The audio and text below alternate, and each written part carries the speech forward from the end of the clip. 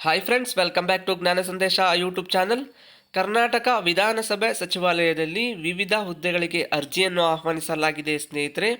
ಹುದ್ದೆಗಳ ವಿವರ ನೋಡೋದಾದರೆ, ಹುದ್ದೆಯ ಹೆಸರು ವರದಿಗಾರರು.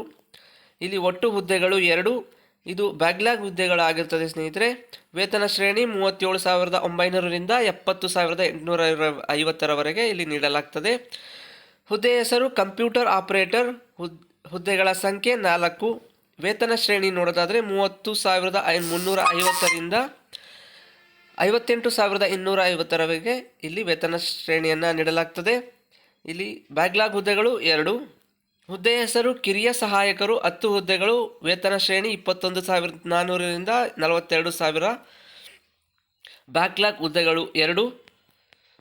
ಹುದ್ದೆಯ ಹೆಸರು ಬೆರಳಚ್ಚುಗಾರರು. 1 ಹುದ್ದೆ.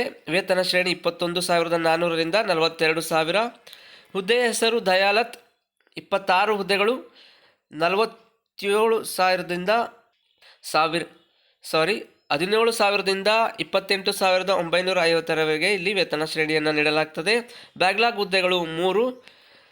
ಹಾಗೆ ಇದಕ್ಕೆ ವಿದ್ಯಾರ್ಹತೆಯನ್ನು ನೋಡೋದಾದರೆ ಸ್ನೇಹಿತರೆ, ಕನ್ನಡ ವರದಿಗಾರರಿಗೆ ಯಾವುದೇ ಅಂಗೀಕೃತ ವಿಶ್ವವಿದ್ಯಾನಿಲಯದಲ್ಲಿ ಪದವಿಯನ್ನು ಪಡೆದಿರಬೇಕು ಅಂತ ತಿಳಿಸಿದ್ದಾರೆ. ಕಂಪ್ಯೂಟರ್ ಆಪರೇಟರ್ಗಳಿಗೆ ಅಂಗೀಕೃತ ವಿಶ್ವವಿದ್ಯಾನಿಲಯದಲ್ಲಿ ಕಂಪ್ಯೂಟರ್ ಅಪ್ಲಿಕೇಶನ್ ಬ್ಯಾಚುಲರ್ಸ್ ಪದವಿ ಅಥವಾ BSc ಕಂಪ್ಯೂಟರ್ ಸೈನ್ಸನ್ನು ಪಡೆದಿರಬೇಕು ಅಂತ ತಿಳಿಸಿದ್ದಾರೆ. ಕಿರಿಯ ಸಹಾಯಕ ಹುದ್ದೆಗಳಿಗೆ ಅಂಗೀಕೃತ ವಿಶ್ವವಿದ್ಯಾಲಯದಲ್ಲಿ ಪದವಿಯನ್ನು ಪಡೆದಿರಬೇಕು ಹಾಗೂ ಗಣಕಯಂತ್ರ ಸಾಮಾನ್ಯ ಜ್ಞಾನವನ್ನು ಹೊಂದಿರಬೇಕು ಅಂತ ತಿಳಿಸಿದ್ದಾರೆ.